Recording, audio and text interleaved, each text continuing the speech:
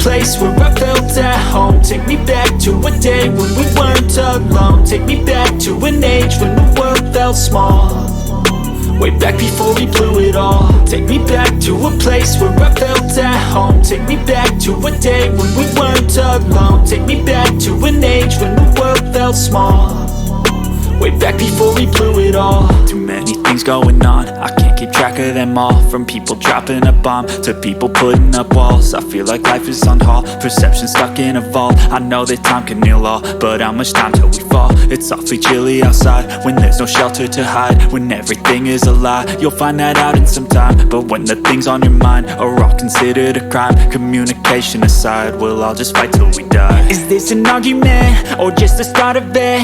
Either way, I don't wanna be a part of it. Can I just get some space? I don't have the heart for this. I can't be picking up the pieces, fixing scars from this. Is this an argument or just the start of it? I wanna drive away so I can be so far from it.